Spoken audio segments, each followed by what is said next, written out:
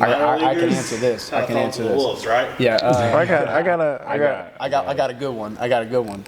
Not being paid in the off season. So if this is my job, which you claim for it to be, and this is what I'm putting all my time and effort into, then I got to go out in the off season and find a separate job, which I actually built the business because I had to do that.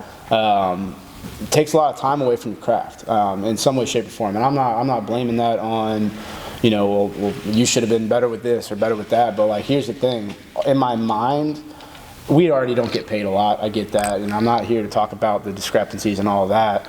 But if you just look at it, man, if you got $1,000 a month in the off season, you could pay for all your training fees. You could pay for better meals for you, because that's the other thing. When you start looking at the off season, like, my organization did a really good job in season with nutrition. They took care of us. They got you on a good plan. You put in all that work for 8 months, and then they go, all right, figure it out. It's like, well, you didn't teach me how to cook. You didn't teach me how to do these things, and you're just telling me to go do it without paying me to go do it. What's my job? Am I supposed to show up here and do it this time, or that one? Honestly, that was the only one that really frustrated me. Yeah. What you got? I know you got one. Oh, on the minor league grind? Yeah. I think the minor league grind is a little bit different than what people think, in terms of just like it purely being physical, day in, day out, playing a baseball game, right? Like, everybody that's there in some form or fashion loves the sport. Yeah. So that's not the issue, showing up playing at 7 o'clock every day. Yeah. The issue is showing up every day at 1 o'clock next to the guy that you already don't like.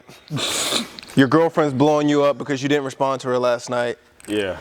And you had bad pregame food, right? So it's just like everything piling on top of everything before the game. It's not even the game of baseball that's a grind. It's the life before you even get to the game. Exactly. Right? You ever got hit with one of the don't quit your day job when you're playing? Fans? Yeah. I show up at noon every day. This is my day job. Yeah. You got off of work to come watch me. Exactly. Right. Exactly. Yeah. So it's just more so mental, like, just, are you going to dog it out for 150 games, or are we going to quit after that first month, after the excitement of the season is over after the first 25 games? Like, I will say that also separates people, though. Like, because that is, once again, talk about the difference between big leaguers and minor leaguers. It's the mind. And if you go through that type of storm, honestly, like, you really got to be mentally strong. And if you're not mentally strong, you're going to cave on yourself. I did in 21. I know I did.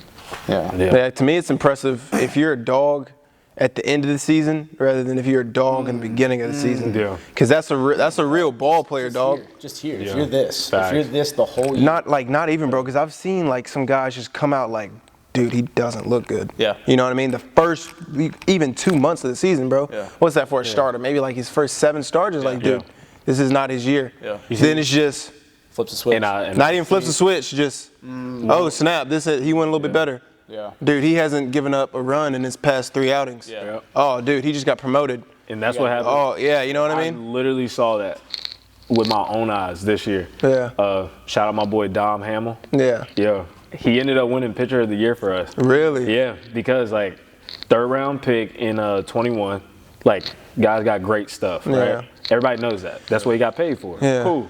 But the thing is that we come out and we all start off in St. Lucie, and the first month he was the only starter who would, like, don't get me wrong, he would get you 4 1/3 or 5 innings, but like you would see points of struggle in there. Yeah. And it was just like, we know that he's a lot better than what he's producing right now. And then he just slowly started putting it together, building. And then once we were all off in Brooklyn, he ended up putting like a month up where he maybe had 3 or 4 runs scored on him out of 5 or 6 starts. Impressive. And then he got up to Brooklyn, did not miss a beat. Yeah. It was almost like Brooklyn was easier for him. Because it's like, that's almost goes to show more so mental fortitude than like physical attributes. Exactly. You know what I'm saying? Because it's like, after you just kind of get rung up the first month, you're like, oh crap, not this year. Not this year, not this year. You know what I'm saying? But it's like, it takes a real dog to like dig it in, to like, just like, it doesn't matter. Flush it. You're not sitting and waiting on August anymore. And trust me, like when coaches and everybody says flush it, it's a lot harder than just saying the word. Yeah, that doesn't happen. It's not trust me. Yeah, but no. There's been many nights you just stare in the mirror like. Mirror? How about the ceiling, bro? Yeah, no, you're just laying in your hotel room, just staring at the ceiling. But I mean, like, I can speak for guys who start off hot. Like last year, I came into the season and I was feeling great, like 4 to 7, cool, had a high punch out rate.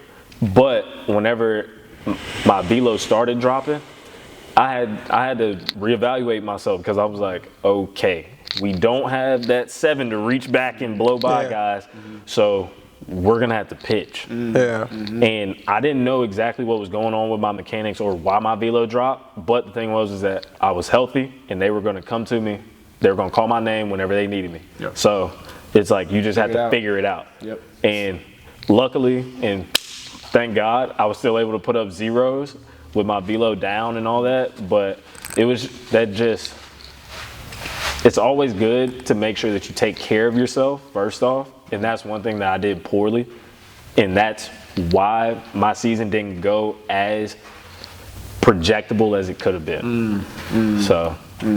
Like touching on one more thing, because both of y'all got moved up. I remember the first time I got moved up, my mindset, and I got lucky. It was one of those things. I think that the shock of being at a higher level almost shocked me into focus, but it was like it usually doesn't work that way for people.